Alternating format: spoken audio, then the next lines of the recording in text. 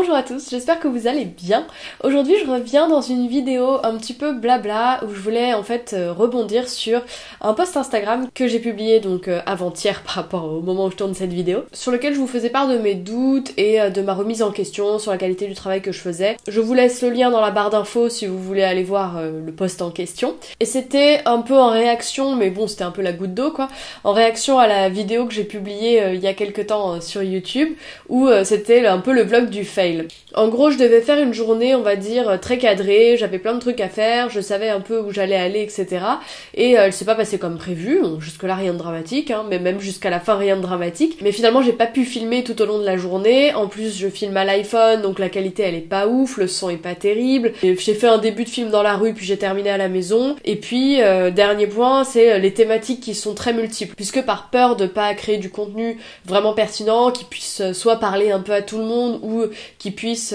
du moins vous faire ressortir un peu enrichi après avoir visionné cette vidéo. J'ai tendance à mettre plein de choses parce que j'ai peur de faire un truc vraiment peu pertinent. Et suite à mon partage de mes craintes et de mes doutes et de ma remise en question dans ce post, j'ai reçu vachement de messages de votre part qui m'ont vraiment reboosté et qui m'ont fait... Enfin, c'est pas que je le savais pas, mais ça m'a fait un peu changer d'avis sur tout ça, et notamment sur ce que nous renvoyaient les réseaux sociaux et cet aspect un peu parfait, où on a l'impression que tout le monde sur les réseaux fait super bien les choses, a tout compris, les applique à la lettre, etc. Et moi, c'est justement pas quelque chose que j'essaye de partager dans mon contenu. J'ai justement toujours essayé de vous montrer un petit peu, voilà, des recettes de cuisine, des fois un peu à l'arrache, ou des choses comme ça, pour vraiment vous montrer, voilà, le quotidien d'une nana qui essaye de faire des efforts, et vers un mode de vie un petit peu plus écologique et qui réussit pas forcément à chaque fois, qui tend vers le végétarisme ou même parfois le végétalisme mais qui ne l'est pas, qui pratique depuis quelques mois une activité sportive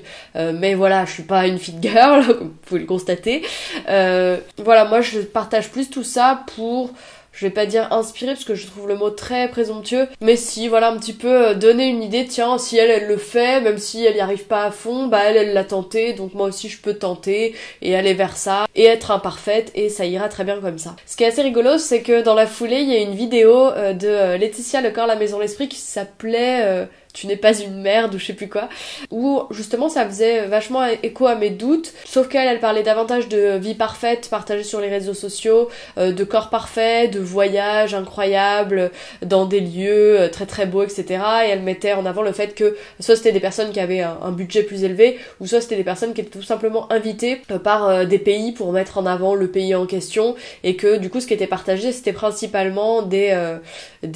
côtés positifs, des aspects très esthétiques de l'endroit où les personnes étaient, et que évidemment ils allaient pas partager l'attente à l'aéroport, les imprévus un peu relous, je sais pas, les gens désagréables à l'accueil, toutes les parties comme ça qui font la vie finalement, et que finalement un vlog ou une vidéo c'était que 5, 10, 20 minutes de l'ensemble d'un voyage qui peut durer quelques semaines à un mois, et que finalement c'était pas représentatif du tout de tous les aléas du voyage, et qu'il fallait absolument garder ça à l'esprit. Et finalement, j'ai été plutôt rassurée avec tous les messages que j'ai pu recevoir, puisqu'on va dire que la plupart d'entre vous me rappelaient que finalement, tous ces partages de choses très parfaites, de corps parfait,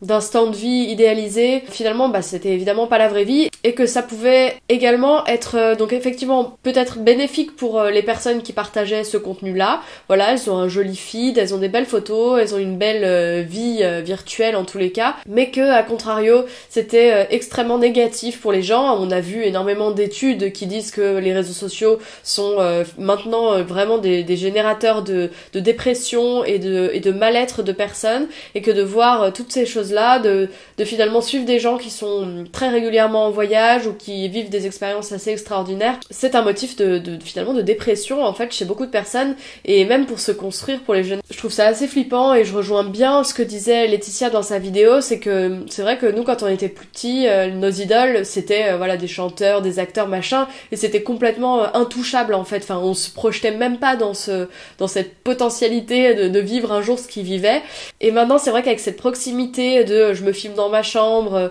je fais genre je suis votre pote et machin et tout, enfin pas moi, mais je parle des meufs vraiment qui ont un niveau de vie assez élevé via leur métier de youtubeur ou blogueur. Elles se positionnent finalement dans dans une proximité avec leur audience qui fait que l'audience a l'impression qu'elle pourra atteindre un jour potentiellement ce mode de vie, mais qui n'en a pas la capacité, la volonté, qui n'a pas la volonté de se bouger le cul pour atteindre ce level-là. Je pense qu'à cause de cette proximité, il y a effectivement une frustration qui est encore plus puissante, parce qu'on a l'impression que c'est là, que ça nous tend les bras, et que finalement on pourrait l'atteindre, mais que parce qu'on est nul, on l'atteindra pas. Enfin, je pense qu'il y a vraiment ça qui se passe dans le cerveau. Et justement, j'ai reçu un message qui a vachement résonné en moi, où on me disait que des personnalités du web, je veux dire, qui vont partager des vies parfaites, finalement elles flattaient plus ou moins leur ego, enfin elles se faisaient du bien en fait en produisant un contenu peut-être un peu idyllique, qualitatif, etc. Mais qu'elles faisaient pas du bien à leur audience. Et finalement j'ai été rassurée de lire tous vos messages, tous vos commentaires. Par exemple il y a un commentaire là de Dear Lobbies qui me dit: la perfection n'est pas la réalité, la perfection est une pression invisible, la perfection est une frustration, la perfection engendre la dévalorisation. Le naturel en revanche, ici l'imperfection, fait douter à court terme mais n'engendre aucun mal, que ce soit pour l'une ou l'autre des parties. L'imperfection est naturelle, humaine, elle rassure. Tu sais partager en restant toi-même, sans feindre une vie que tu ne vis pas. Les jeunes filles qui te lisent et te regardent apprennent tout un tas de choses sans se sentir mal, car tu renvoies quelque chose de sain et non pas une réalité déformée trop parfaite. Ce qui n'est pas le cas d'une bonne partie des contenus des influenceurs. Merci d'être toi et de ne pas participer à cette création de complexes généralisés. Et ce message-là, il m'a vachement touchée parce qu'il est super bien écrit et finalement, plutôt réaliste. Parce que bon, ça reste assez évident que voir de la perfection H24, c'est pas quelque chose qui t'engendre un bien-être permanent. Forcément, ça te fait te remettre en question, etc. Et du coup, tu doutes et du coup, tu déprimes. Et finalement, dans l'ensemble des commentaires qui ressortent sous mon post, vous avez plutôt été nombreux à apprécier le fait que ce soit une journée un petit peu VDM et qu'il y en avait un peu marre des vlogs parfaits où tout se passait bien, ou des voyages et des machins et tout, des plans en drone et tout plein de bordel. Et vous avez vachement apprécié le côté authentique et surtout le fait que j'ai un petit peu fait une morale à cette histoire. C'est aussi pour ça que je voulais quand même la poster, parce que même si j'étais pas hyper satisfaite, j'étais quand même contente du message qu'il y avait derrière et du côté, même si c'était pas des trucs incroyables, mais je veux dire, j'aurais très bien pu rentrer chez moi à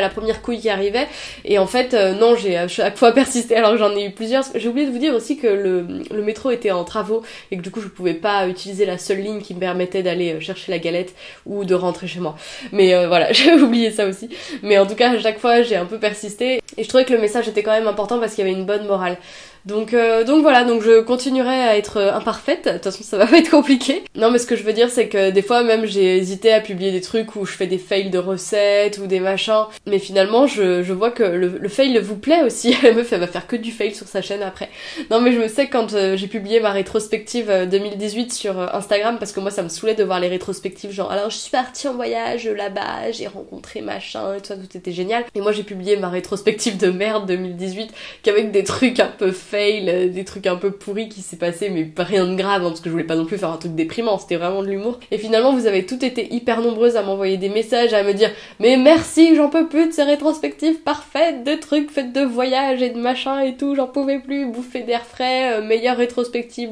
d'Instagram et tout. » J'ai eu des tonnes de messages dans ce sens-là, et du coup, c'est hyper positif. Et pareil, récemment aussi, j'ai vu une vidéo, enfin pas une vidéo, mais